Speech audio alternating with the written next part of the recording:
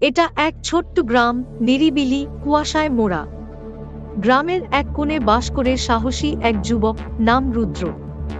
আজ সে রওনা দিয়েছে এক অজানা পথে, মায়ের একটা ছবি বুকের কাছে চেপে।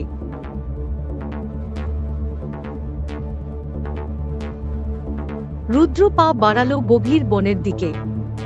বাতাসে এক অজানা সুর, পাতার ফাঁকে ছায়া নড়ছে, গাছের ফাঁকে কেউ যেন ফিসফিস করে বলছে, ফিরে যা, না হলে তোর ছায়াও আর ফিরবে না।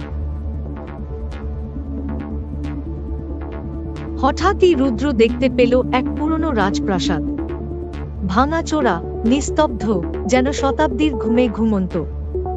আর তখনই একটা জানালায় দেখা দিল সে ডাইনি রূপে অভিশপ্ত এক রানী। চুল ছড়ানো, চোখে আগুন, গলার স্বরে আর্তনাদ। সে চিৎকার করে উঠল, কেউ কি আমার কান্না শুনবে না? আমি তো আর ডাইনি হতে চাইনি। রুদ্র বুঝল এই ডাইনির ভেতরেই আছে এক বন্দী আত্মা, একজন রূপসী রানী। তার চোখ বেয়ে গড়িয়ে পড়ছে এক ফোঁটা অশ্রু। এই চোখের জলেই আমার শাস্তি হয়ে দাঁড়িয়েছে। অনেক বছর আগে এই প্রাসাদে ছিল আনন্দ, উৎসব, সুর আর স্নেহ। রানী ছিলেন প্রজাদের প্রিয়। কিন্তু একদিন রাজদরবারে এলো এক অচেনা সাধু। এই গয়না তোমার রূপ বাড়াবে, কিন্তু মনে রেখো, চোখের জল যেন না পড়ে। রানী বিশ্বাস করলেন, কিন্তু যেদিন তার চোখে প্রথম অশ্রু এল, সেই মুহূর্তেই গয়না হয়ে গেল অভিশাপ। আমি তো ভালো থাকতে চেয়েছিলাম। রুদ্র খুঁজে পেল এক বৃদ্ধা, মায়াবতী, রানীর এককালের সেবিকা। তিনি জানালেন মুক্তির উপায়। শুধু এক ফোঁটা অনুশোচনার অশ্রুই পারে এই অভিশাপ ভাঙতে, কিন্তু সে অশ্রু আসবে না চাইলেই। মায়াবতীর কথা মতো রুদ্র নামল এক গোপন গুহায়। অন্ধকার পিচ্ছিল আর মৃত্যুর মতো নীরব। সেইখানেই লুকানো রানীর মুক্তির চাবি। সেখানে ছিল বিষধর সাপ এবং অশরীরী ছায়ারা।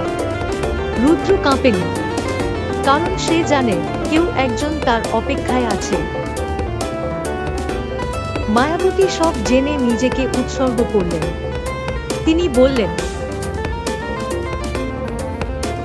এই জীবন রানীর ঋণেই ছিল, এবার সে ঋণ শোধ হলো। রানীর চোখের অশ্রু স্পর্শ করল গয়না, আর মুহূর্তেই মিলিয়ে গেল অন্ধকারের ছায়া। রানী ফিরে পেল তার আগের রূপ। চুলে সোনা, মুখে শান্তি, চোখে কৃতজ্ঞতা।